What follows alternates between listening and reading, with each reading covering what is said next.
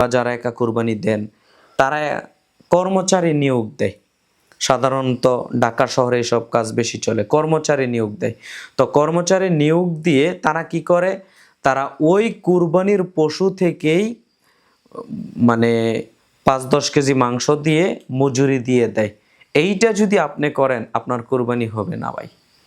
এইটা যদি আপনি করেন আপনার কুরবানি হবে না, বাতিল হয়ে যাবে। তাহলে কি করতে পারেন আপনি? আপনি আলাদাভাবে মজুরিকে টাকা দিবেন। বিষয়টা বুঝবেন। আপনি একজন মজুরি নিয়েছেন, দিনমজুর নিয়েছেন, যে আপনার কাজ করে দিবে, কুরবানির মাংস কোটা বাছা এগুলো করে দিবে, কেটে দিবে।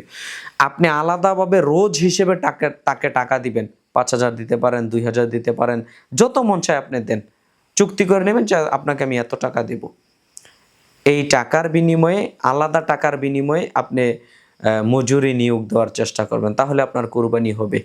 এখন প্রশ্ন করতে পারেন, তাকে কি একটুও মাংস দিতে পারবো না?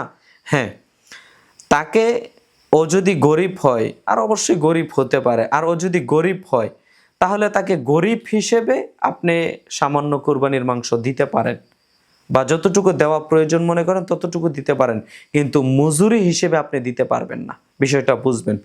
মজুরি হিসেবে তাকে কুরবানির মাংস দিতে পারবেন না।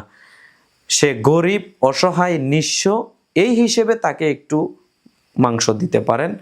আশা রাখি বিষয়টা আপনার কাছে স্পষ্ট হয়েছে।